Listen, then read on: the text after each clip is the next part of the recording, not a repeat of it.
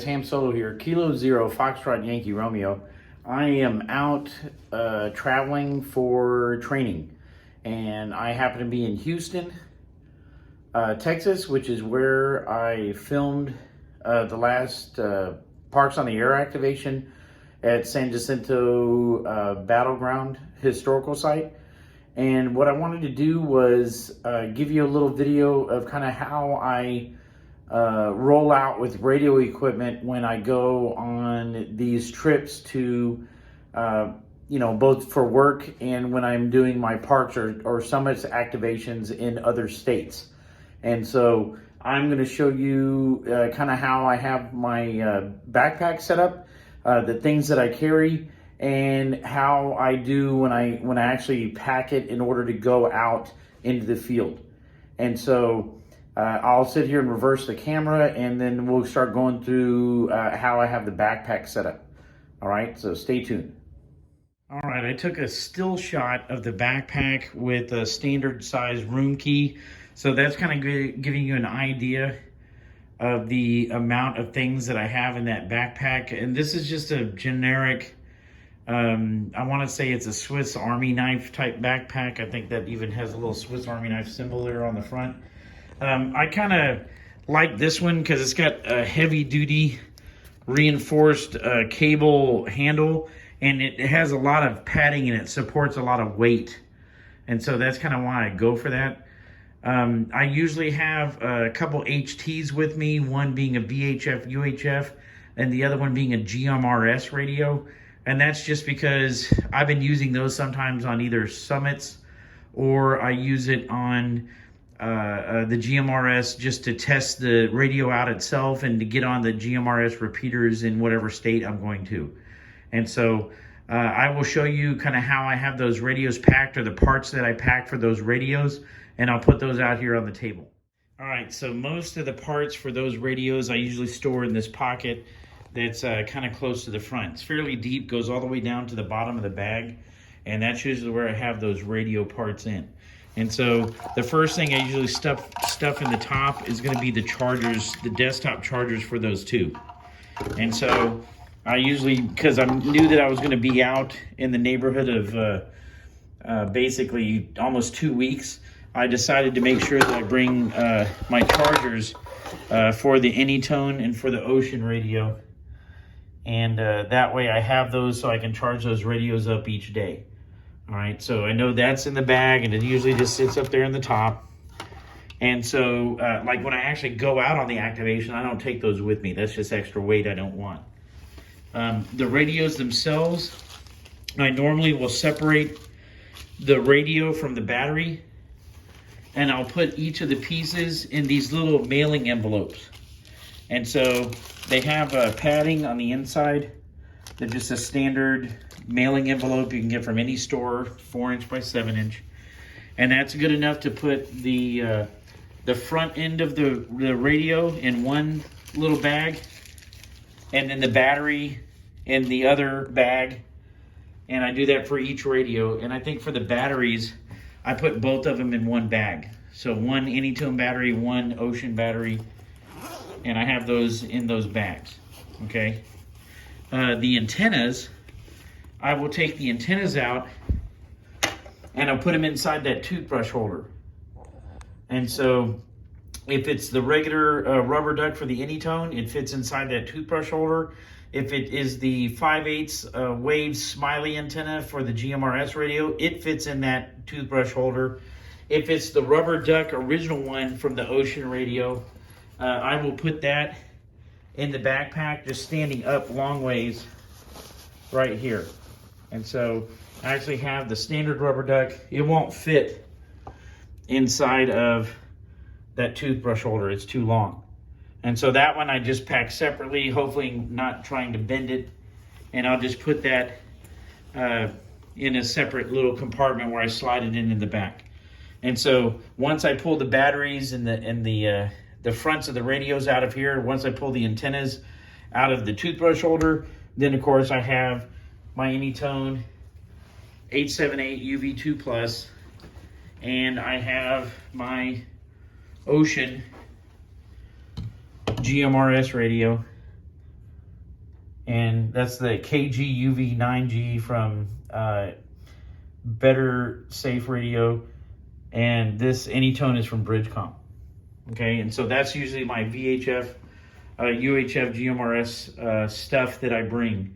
In addition, if I actually do plan on doing summits or whatever with VHF, I will also bring my Ed Fong rolled up J-pole. And so this has in it the BNC connectors, the extension, the 6-foot extension, and the Ed Fong rolled up J-pole is all in this bag. And that's in the same compartment that I keep this long rubber duck in. All right, and that's pretty much the rig for VHF and UHF. Right, and that's all in a couple different compartments in my backpack. And so I will set these off to the side. Right, so that takes care of that radio portion of my bag. Okay, in addition, I bring coax, and this is about a 20-foot section with BNC adapters. And I have my iPad that I'm going to use when I'm doing my Hammers app. Okay. I will, of course, have charging cables and the like for my iPad. So give me 1 second, like grab a charging cable. So iPad, those are USB-C and its charger. All right, that's the beginning of my HF setup. The other part that rounds out the HF setup is going to be my Elecraft KX2. And so that sits right here. All of that was pretty much right here in this big middle center compartment. That's what was in there. And so have my Elecraft KX2. I'm trying to unzip this with one hand. All right. Good. All right, so inside this case, I've got a set of generic headphones. I have the charging cable for the internal battery. And I don't always bring that, but I know I'm on the road, so I want to make sure I'm able to charge it. I have the KX2 itself.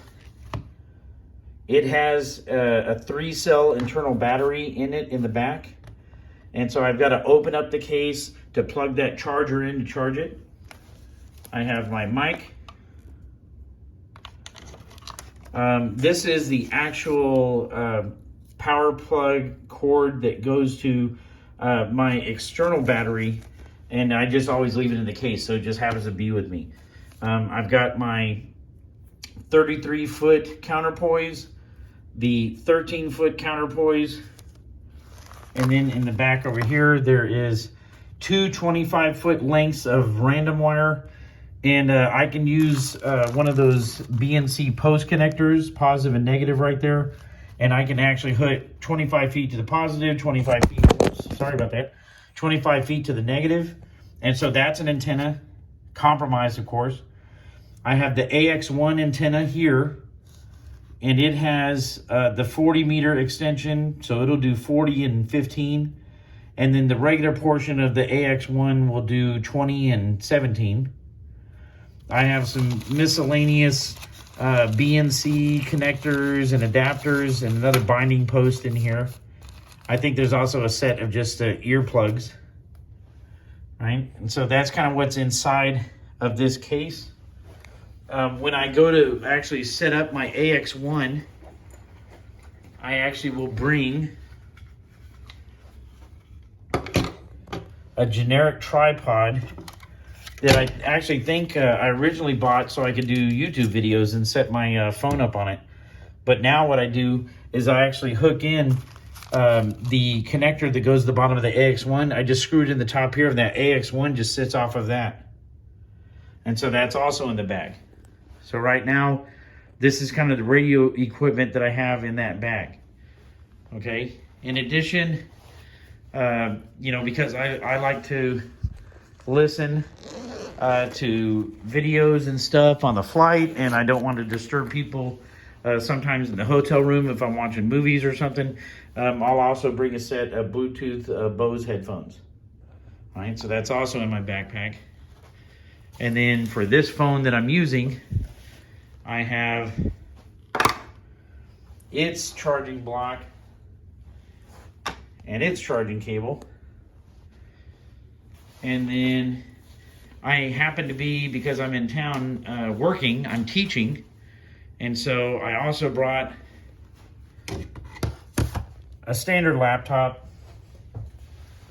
And that laptop has its charging cable. And because I never know where I'm going to be teaching at, I actually bring my own HDMI cord, which is also in this backpack. And let's see, do I have anything else in here that is related to that kind of stuff? Yes, I have some adapters. Again, never know situation. So in order to charge that Bluetooth headset, I bring an Apple plug. I have a car plug. I have an additional USB-C to wall outlet plug. And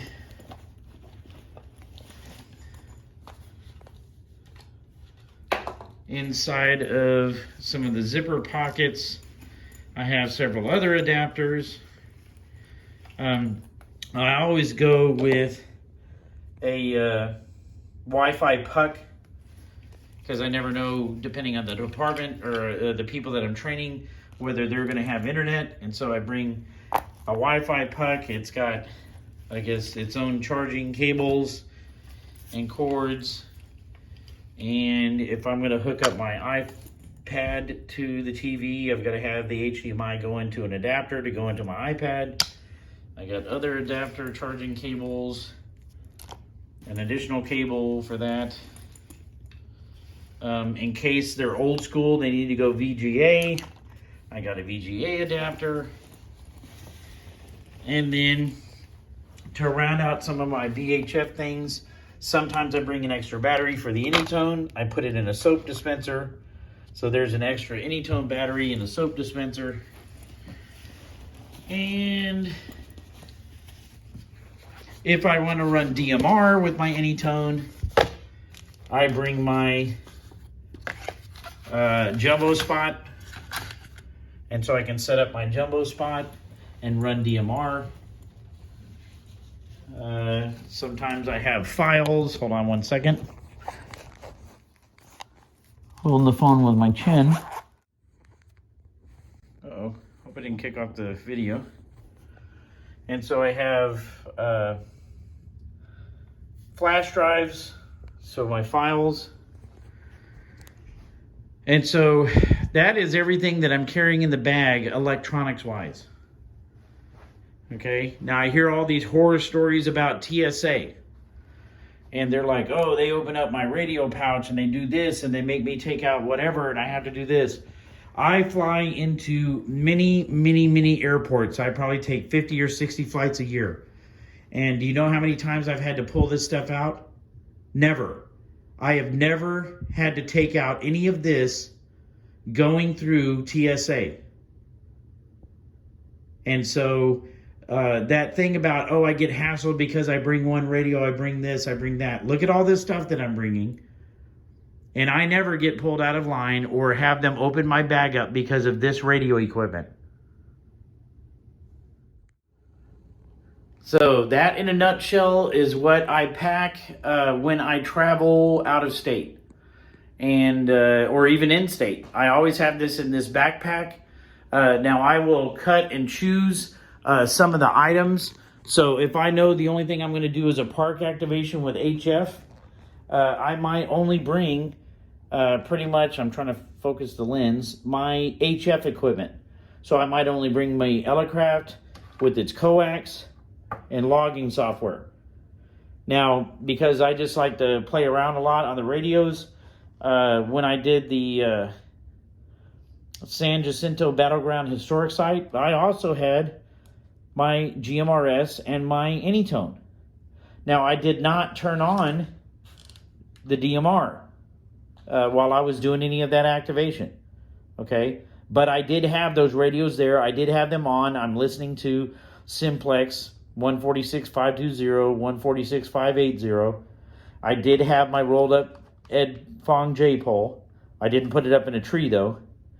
And so I had mainly this stuff. Now I left the laptop here. I left the HDMI cable. I just happened to have this stored inside the bag, but that was just because in case I was going to use the AX1, which I didn't. You know, some of my adapters, all that stuff, it just sits in pockets. And so even when I'm going to do out-of-state SOTAs, where I might hike in 1.5 miles, 2 miles, I might park at the parking lot, and you're able to go 150 feet or 200 feet and activate. I have a lot of this stuff with me, and it's just really not that bad. You know, I'm not sitting there going down into gram weights of the radio. If you've seen a lot of the videos, I'm pretty much just got a lunch that I got from either Subway or McDonald's or something like that. I've got a couple of drinks with me, maybe some water, and that's kind of what I'm going into do the activations with, you know. And so, yes, when I'm back home and I'm doing a big hike, I mean, I've got a ruck frame supported weight against the lumbar. I'm carrying, you know, liters of water and this kind of stuff. But just generally, when I go out of state and I do a lot of these parks or summits, this is it. This is this backpack, you know, maybe a sack lunch that I've got thrown in there. And I go out with that Swiss Army backpack. And that's what I do. So hope you like that. I hope you like to see the kind of things that I carry when I take in there with me. I mean, it's a lot of wires and cables, but, you know, I've got it compartmentalized, so it works out okay for me. And this is Ham Solo K0FYR. I hope you enjoyed it. Thanks. Appreciate you watching.